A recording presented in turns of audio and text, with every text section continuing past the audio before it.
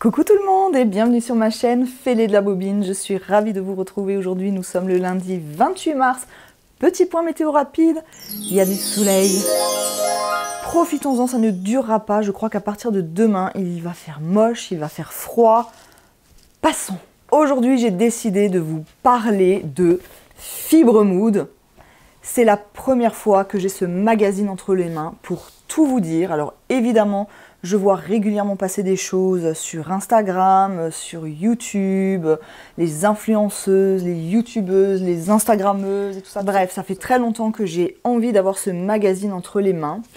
J'ai fait je ne sais combien de marchands de journaux, de librairies, de tutti quanti et je n'ai jamais réussi à trouver ce magazine. Donc autant vous dire que je suis toujours hyper frustrée. Bref, alors je ne sais pas, est-ce que c'est un magazine qu'on trouve chez les marchands de journaux ou dans les librairies? Franchement, je n'en ai aucune idée. En tout cas, par chez moi, clairement, je n'en ai jamais vu nulle part. Bon, faut pas exagérer, hein, j'ai pas non plus fait toute ma région de long en large, en travers et en diagonale. Évidemment, le magazine, eh bien, on peut le trouver sur le site de chez Fibremood. Parfois, il y a des promotions et on peut également s'abonner. Comme je vous le disais, ça faisait bien longtemps que j'avais envie de ce magazine. Et là, j'ai profité en fait du partenariat que j'avais fait avec ma petite mercerie où j'avais vu qu'effectivement, ils vendaient également les magazines. Du coup, j'ai profité en fait qu'elle m'envoyait le tissu et un patron pour acheter ce magazine. Donc je l'ai bien payé, qu'on soit bien d'accord. Et en fait ça a été glissé donc dans ma commande, donc je n'ai pas payé de frais de port supplémentaires. Donc j'ai bien payé les 14,90 € pour ce magazine. Je vais évidemment vous en parler brièvement, je ne vais pas m'attarder dessus parce que je pense qu'il y a déjà des revues de presse qui ont été faites et si vous êtes sur Instagram, je pense que vous avez déjà vu passer un nombre incalculable de modèles de ce magazine. Je vois pas l'intérêt de passer 1h30 à vous montrer tous les modèles, à rentrer dans le détail de tout. Donc je vais passer furtivement, brièvement, je vais vous dire ce que moi j'en pense, si ça me donne envie ou pas. Et évidemment, le principe et le but, c'est que je vais coudre, bien évidemment, un modèle de ce magazine, peut-être deux, peut-être plus, je ne sais pas. Nous verrons ça en fonction du temps que j'ai, bien évidemment. Donc c'est parti, on commence tout de suite. Dans ce magazine, donc Fibremood, le premier numéro de l'année, on nous propose 12 patrons et 29 variations. On est encore un petit peu dans la saison un petit peu friscotte et un petit peu printanière. Donc c'est un petit peu entre les deux. Quand on ouvre, on a une petite présentation de texte, blablabla. On nous montre brièvement les modèles qui seront proposés. Et on commence avec le premier modèle, la blouse Hortense. On voit qu'elle est smokée ici au niveau donc du haut et au niveau des poignets. Hortense est proposée également en version robe qu'on peut voir ici et avec ici des volants, donc beaucoup de fronce. Qu'est-ce que je pense de ces deux modèles? Eh bien, j'aime beaucoup. J'adore les smokes. Ouais, j'aime beaucoup. Alors, Hortense est proposée de la taille XS à la taille 3XL. Est-ce que je vais me coudre cette robe? J'aime beaucoup cette robe, quoique là, franchement, le col un petit peu montant me gêne un petit peu plus sur la robe, dans le sens où en printemps ou été, je me vois pas avec un léger col montant. Ça me pose un peu souci. Hortense, c'est une difficulté 4 sur 5. Ensuite, on passe à la blouse Edith. Donc là, on le voit, il y a le col sur le devant, il y a des petits boutons au dos et il y a un grand col au dos également, donc je vous laisse voir la photo. Edith peut se coudre de la taille XS à la taille XXL. C'est une difficulté 2 sur 5. Est-ce que je me vois la coudre? Eh bien, franchement, j'adore ce modèle. Ouais, il est tout à fait probable que je la couse. Edith, c'est une difficulté 2 sur 5. Ensuite, on nous propose la robe ici, Terra. C'est une robe, bon voilà, avec des petites poches, on voit les détails sur piqûre, machin. C'est une difficulté 2 sur 5 et elle se coud de la taille 32 à la taille 60. Alors par contre, ça c'est vraiment un point que j'apprécie beaucoup dans ce magazine, c'est que l'éventail des tailles, il est quand même hyper large, quoi. De la taille 32 à 60. Je trouve que là par contre, on peut vraiment le souligner en gros, gras, fluo et avec des LED. On le voit pas partout, donc c'est bien, bravo. Donc qu'est-ce que je pense de la robe Terra? Non, c'est pas du tout mon style. Comme ça, de visu sur la photo, je me l'approprie pas du tout, donc non.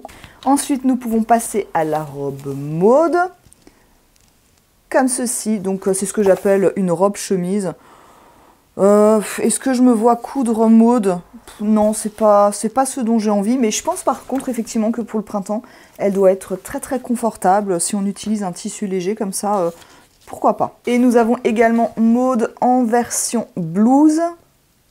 Eh ben, je la préfère largement en blouse. Je trouve qu'elle est beaucoup plus sympa. Je trouve juste un peu dommage que la dame ait un grand manteau. On voit pas trop ce que ça donne. Maude est une difficulté de 3 sur 5 et peut se coudre, toujours pareil, de la taille 32 à la taille 60.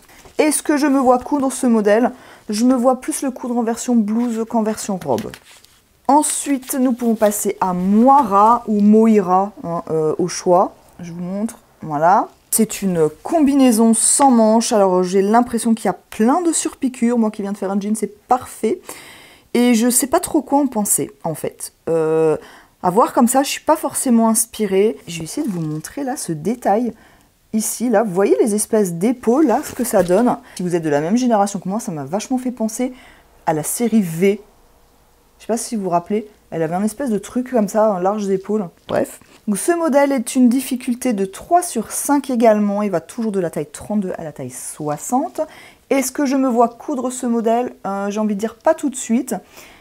Mais pourquoi pas? Sur le dessin technique, autant elle m'inspire pas des masses, autant sur les photos j'aime bien. Bref. Ensuite, nous avons un modèle pour enfants, une robe et blouse iris.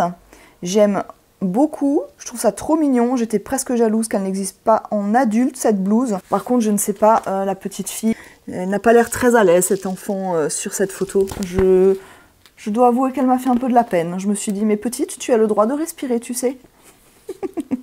En tout cas c'est une robe et blouse qui est une difficulté de 2 sur 5 et qui se coud de la taille 2 ans à la taille 14 ans. Dommage, je ne rentre plus dans du 14 ans depuis fort lointain. Ensuite, nous avons un pantalon qui, semble-t-il, est un pantalon unisexe. Comme ceci. Je trouve très mignon. Celui-ci, donc c'est le pantalon Chris. Il se coud pareil de la taille 2 à 14 ans et c'est une difficulté 3 sur 5. Ensuite, on passe au pantalon Opale qui se trouve ici et qu'on peut voir ici sur la photo. Et là, je vous avoue que j'étais un peu dégoûtée parce que moi, j'aime beaucoup cette blouse ici. Sauf que là, c'est pour coudre le pantalon et pas la blouse. Bref, ça m'arrive assez régulièrement. Le pantalon est sympa, mais il n'a visiblement pas de poche. Il y a une fermeture sur le côté. Et du coup, le fait qu'il n'y ait pas de poche dans un pantalon, moi, c'est quasiment rédhibitoire. J'ai beaucoup de mal avec ça. Donc, est-ce que je vais le coudre? Non. Opale se coud de la taille 32 à la taille 60 toujours. La difficulté est de 2 sur 5. Ensuite, on peut passer au sweat Paola. Je vous montre le dessin technique. Donc, Paola, on peut le faire avec une capuche ou sans capuche, avec ou sans poche kangourou, moi j'appelle ça, hein. Bon, je sais pas si ça s'appelle comme ça, moi j'appelle ça une poche kangourou. Alors, Paola peut se coudre de la taille XS à la taille triple XL. Alors franchement, quand j'ai vu ce modèle la première fois, j'ai pas aimé du tout. Je me suis dit, je sais pas, j'aime pas du tout, je suis pas fan.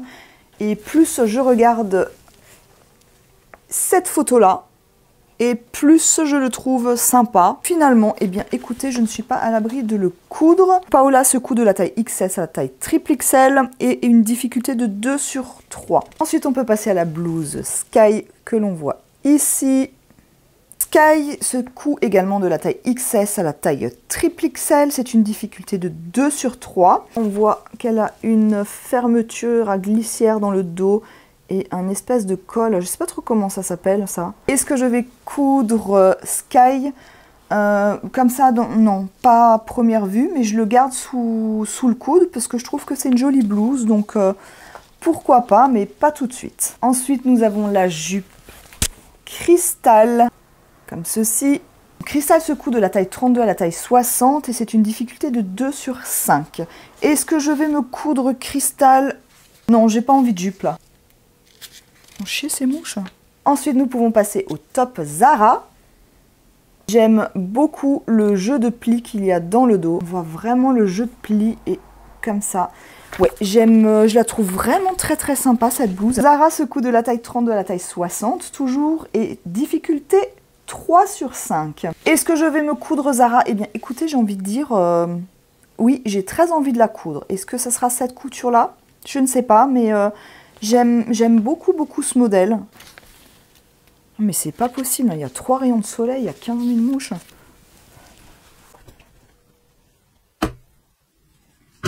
Marre de ces mouches. Eh bien écoutez, j'ai fait le tour des modèles qui sont proposés dans ce magazine. Si vous ne connaissez pas le magazine, après au milieu vous avez une pochette comme ceci, donc à rabat qui s'ouvre, et à l'intérieur vous avez les patrons. Par exemple ici on nous indique les planches à utiliser et donc le numéro des pièces. Ensuite eh bien, on a le récap des modèles qui sont proposés. Là on a tout le lexique et on a également tout ce qui est les petites légendes, je ne sais pas si on verra, voilà, donc comme ceci. Qu'on nous montre aussi où raccourcir ou rallonger le patron.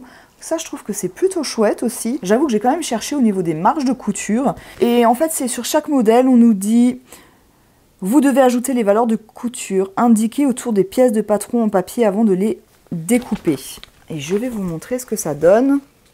Partout où il y a un autre contour, et ben c'est là où on doit rajouter une marge de couture. Et ensuite, eh bien, il y a le pas à pas, donc avec des schémas. Alors, qu'est-ce que je pense de ce magazine? Eh bien, écoutez, je trouve qu'il y a des modèles quand même qui sont plutôt sympas, que j'ai bien envie de coudre. Évidemment, je vais vous emmener dans une couture. J'ai déjà commencé à décalquer le patron, et donc je vais partir sur la blouse Edith. Je pense que vous vous en doutiez. J'ai pris mes mesures, j'ai regardé le tableau des tailles et tout ce qu'il fallait. Et donc, je vais partir sur la taille 40. Pour le tissu, je n'ai pas encore choisi, j'ai déjà fait une présélection mais qui n'est pas encore figée. Alors je ne vous ai pas dit dans quel tissu on peut coudre chaque modèle, tout simplement parce que ces infos en fait sont là en fait où vous avez toutes les explications de montage. Et je me suis franchement pas pris le temps de tout regarder parce que sinon nous n'en aurions pas terminé. En tout cas concernant la blouse Edith, voici ce qu'on nous dit. Edith aime les tissus souples ou raides. Dans un tissu souple tel qu'une viscose tissée, le volant tombera joliment autour des épaules. Un tissu plus raide donnera plus de corps ou de volume au volant. Vous pouvez donc réaliser Edith dans de nombreux tissus, mousseline, crêpe, de viscose, chambrée, popeline, velours fine côte, broderie anglaise. Les imprimés sont également possibles, rayures, carreaux, fleurs, etc. Voilà, je vais quand même déjà vous montrer les premiers tissus que j'ai sélectionnés, mais vraiment, ce n'est pas figé du tout. Je vous retrouve, nous sommes mardi, fin de matinée, niveau météo, il fait gris. Il va faire froid, très froid. On nous prévoit de la neige, j'adore. Bref, pour en revenir à nos moutons, j'ai fait une petite sélection déjà des tissus que je vais utiliser pour cette blouse. Le premier coupon que j'ai sélectionné, c'est celui-ci. Alors, je pense que c'est un espèce de crêpe quelque chose parce qu'on voit qu'il y a... On voit rien, c'est noir. Je suis désolée, on verra rien du tout. Ouais, enfin, ça fait le gondolage du crêpe, vous voyez, je sais pas, ça fait crêper quoi. Et c'est légèrement stretch, c'est très fluide et ce n'est pas transparent. C'est un coupon que j'avais reçu dans une box de chez Dries & Stoffen il y a quelques mois, si vous vous souvenez. Et je trouve que ça ira parfaitement avec le petit jean que j'ai fait, dans le sens où il fait très années 80, mais je trouve aussi qu'il fait très années 50, rock and roll et tout. Et je trouve que ce tissu a un petit côté pin-up, rockabilly. Donc je le vois bien là-dedans. Autre tissu que j'ai sélectionné, c'est cette panne de velours, toujours achetée chez Dries & Stoffen. J'adore cette panne de velours en fait. Et je pense que ça peut faire très très sympa aussi, parce que c'est plutôt fluide, ce n'est pas transparent. J'aime beaucoup, donc là aussi je me tatouille. Troisième coupon, celui-ci, donc rien à voir, hein. Pareil, c'est des coupons que j'avais reçus dans la box de chez Dries & Stoffen en même temps que l'autre. Je dirais que c'est une double gaze, elle est beaucoup moins douce que celle que j'avais reçue de ma petite mercerie. Mais je pense que pour les beaux jours, franchement, ça fera largement l'affaire. C'est un jaune... ouais, si, là, vous voyez plutôt bien la couleur. Voilà, si ça peut faire revenir le soleil, j'ai envie de dire, ça serait parfait. Quatrième coupon. Oui, non, mais je ne vais pas m'arrêter là non plus, hein. Celui-ci, là, c'est un coton qui vient également de chez Dries & Stoffen. Et je le trouvais très très joli et je voyais tout à fait ce genre de blouse dedans. Il est pas hyper fluide, mais je pense que ça peut lui donner un style encore différent. Voilà, et bien je vous ai montré ma petite sélection, j'ai envie de dire, faudrait peut-être que je me décide. C'est pas gagné cette affaire, hein, j'ai envie de dire. Voilà, j'ai donc décidé de partir sur la blouse Edith, comme ceci. Là, nous sommes au niveau de la page centrale, donc c'est là où il y a les patrons. Là, on voit bien les plan en fait de là où sont les pièces sur les patrons. On nous indique par exemple que ces pièces-là sont sur la planche D, donc on voit qu'il y a une petite étoile rose, et celle-ci sur la planche E, toujours avec la petite étoile rose. Donc on nous montre les pièces dessinées sur le patron. Et voici donc la planche à patron, à quoi elle ressemble. Alors oui, clairement, ça se chevauche beaucoup. Maintenant, c'est vrai qu'il y a énormément de taille, donc forcément, ça prend de la place. On nous montre bien ici Edith, donc c'est bien sur les planches D et E rose. Et là, vous voyez tout le panel des tailles. Par exemple, ici, nous avons une pièce. Donc on voit que vraiment... il y a beaucoup de taille, donc forcément ça fait beaucoup de traits. Voilà pour la planche à patron, j'ai déjà coupé 3 pièces, et bien il faut couper le reste, donc c'est parti.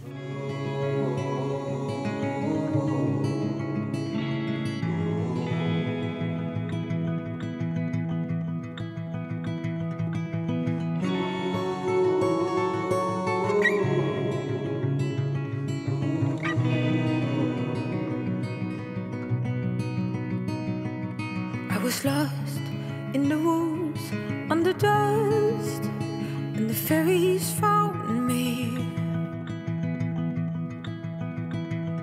And they led the way, they cleared the way to my heart.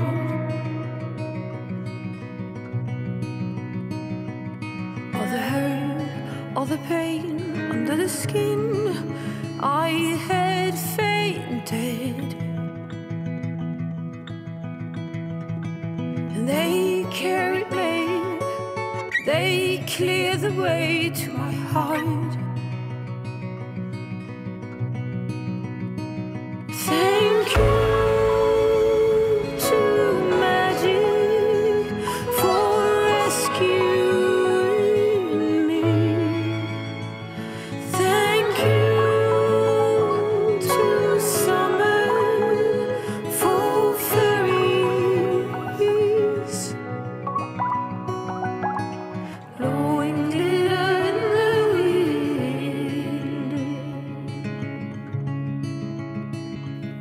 I had fallen head first into love with another complete stranger,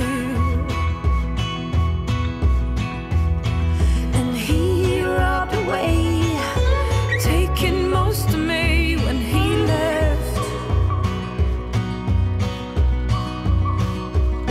When mama told me. Je vous retrouve, nous sommes mercredi, presque midi, le point météo il fait moche, il pleut, c'est hyper déprimant. Bref, comme vous le voyez ici, je n'ai pas avancé grandement, oui, c'est tout ce que j'ai pour l'instant.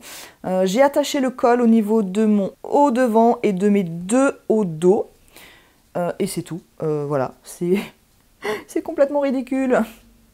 La prochaine étape, je vais surfiler mon devant et mon dos au niveau des côtés. Ensuite, je vais pouvoir tout assembler. Je pense qu'après, ça sera vraiment beaucoup plus rapide. Alors, normalement, au niveau du dos, il y a des boutonnières à faire et des petits boutons à mettre. Et je ne suis pas certaine de faire une boutonnière. En toute franchise, je me tâte à mettre des boutons pression. Je ne suis pas encore décidée, mais comme c'est de la panne de velours et que je n'ai pas thermocollé parce que je n'aime pas ça et que je n'avais pas envie de mettre un coton, je pense que je vais mettre des boutons pression. Mais nous verrons ça ultérieurement. Eh bien c'est parti, j'ai envie de dire, au boulot. Petite annonce de la plus haute importance, je pense que ça peut vous intéresser. Accrochez-vous bien et écoutez-moi attentivement. Comme je vous en avais déjà parlé, je suis de temps en temps en contact avec Lisanne de chez Dries & Stoffen, qui est mon interlocutrice là-bas. Non mais décidément, les animaux aujourd'hui, je sais pas ce qu'ils ont, ils sont un peu énervés. Voilà. Vous entendez le lapin qui s'énerve. Cet animal est le responsable de tout ce vacarme. Voilà, Chapin, tu fais coucou, et puis maintenant tu restes sage. Reprenons, maintenant que le lapin a fini de renverser sa gamelle, que le chat a fini de faire ses griffes et de miauler à tue-tête, j'espère que nous pouvons y aller. Donc, attention, message de la plus haute importance qui, je pense, sera susceptible de vous intéresser. Comme je vous en ai déjà parlé, je suis de temps en temps en contact avec Lisanne de chez Dries & Stoffen. La semaine dernière, Lisanne m'a envoyé un mail sans que je ne lui demande absolument rien, de sa propre initiative, en me disant qu'elle a créé un code pour moi qui sera valable avec 10 adresses email pour simplement donner droit aux frais de port gratuits. On dit merci Lisanne et merci Dries & Stoffen. Pour être totalement transparente avec vous, donc ce code est valable sur 10 adresses email. Je vais me permettre d'en garder un pour moi, que je puisse également profiter des frais de port gratuits. Donc il reste 9 codes pour bénéficier des frais de port gratuits. Et pour vous remercier, vous, mes abonnés, d'être toujours fidèles au poste, de me motiver, de me supporter dans tous les sens du terme. Eh bien, j'ai décidé de mettre ces 9 codes en jeu. Pour participer, rien de plus simple, il suffira simplement de me dire en commentaire que vous souhaitez participer. Mais cette fois, je vais avoir peut-être une petite exigence. Dites-moi quel tissu vous ferait plaisir sur le site. Ça me donnera peut-être des idées aussi, peut-être de tissus que je n'avais pas vus. Et pourquoi pas aussi, quel modèle vous aimeriez coudre avec. Toujours peut-être pour m'inspirer moi-même. Sait-on jamais.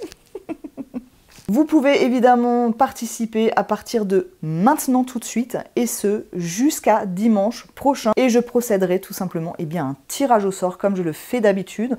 Donc vous l'avez compris, cette fois vous avez 9 chances de gagner un code qui vous permettra d'avoir les frais de port gratuits chez Dries & Stoffen. Si vous connaissez Dries & Stoffen, vous savez que les frais de port sont à 8,95 € et on sait très bien qu'avec 8,95 € sur Dries & Stoffen, il y a aussi de quoi se faire plaisir. Donc top. Évidemment, je remercie encore Lisanne et Dries & Stoffen pour ce cadeau. Merci beaucoup et merci également à vous de me suivre. En tout cas, j'espère vraiment que ce petit cadeau vous fait plaisir. Concernant le tirage au sort, écoutez, je vous conseille vivement, évidemment, d'être abonné à ma chaîne, mais aussi d'avoir fait retentir la petite cloche. Tout simplement parce que je vais mettre les noms dans un post écrit. Donc je pense que si vous n'êtes pas vraiment abonné, on va dire, je ne suis pas certaine que vous verrez passer ce post.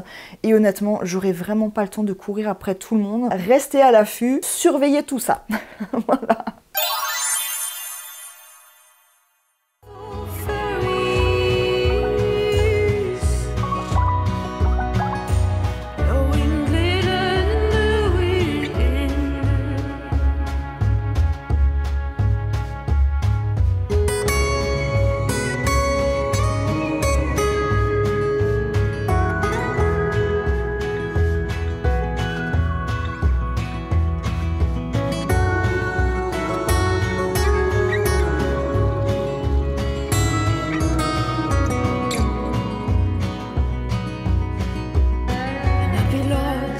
In the woods, yet today, if they wouldn't have found me,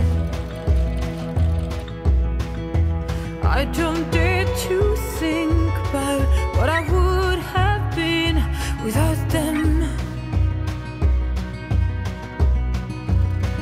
Oh, thank you.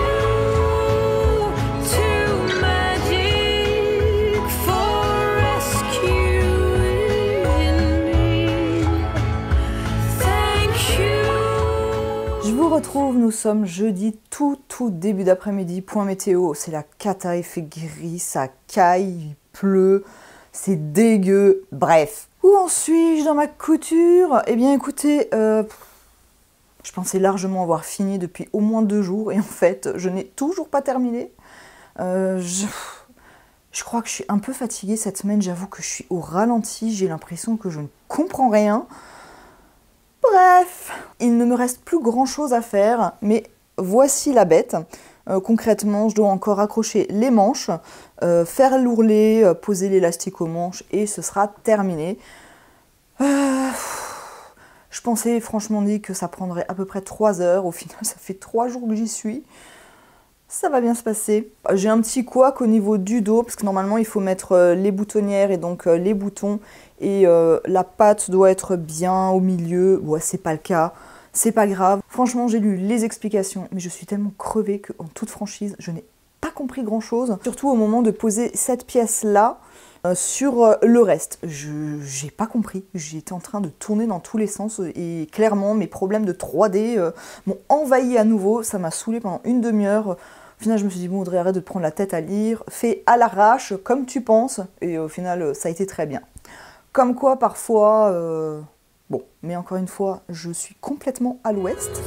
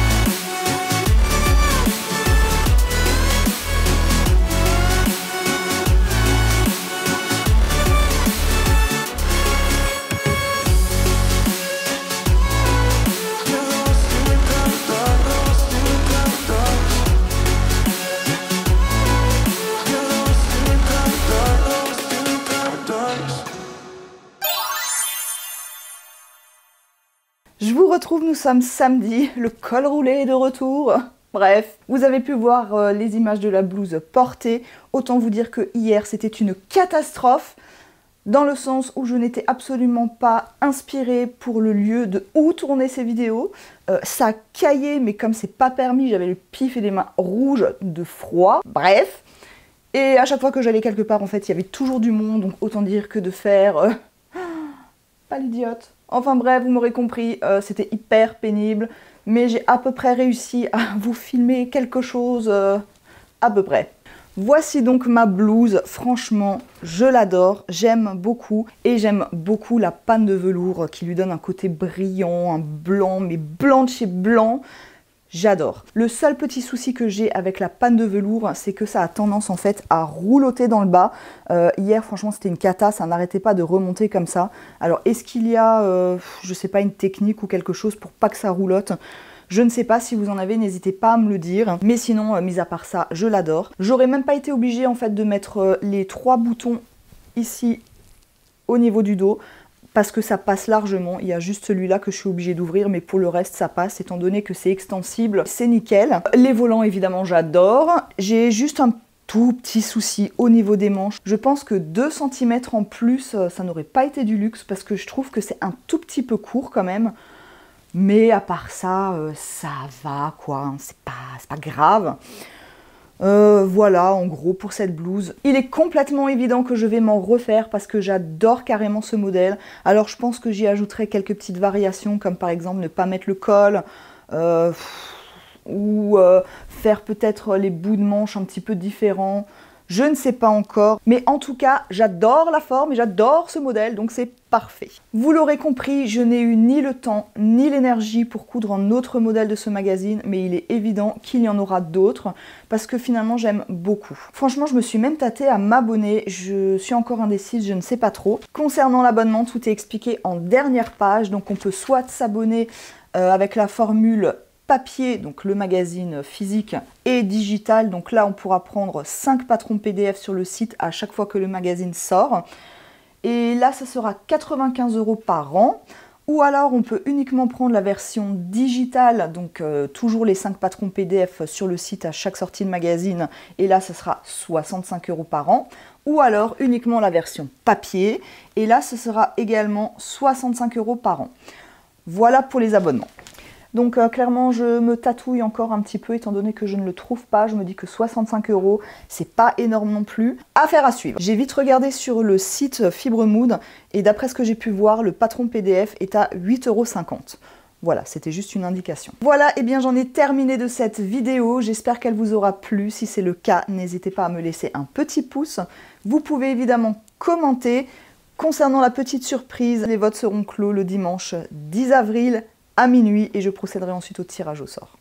Bonne chance! Si ce n'est pas déjà fait, vous pouvez évidemment vous abonner à ma chaîne en faisant retentir la petite cloche pour être averti à chaque fois que je mets une nouvelle vidéo.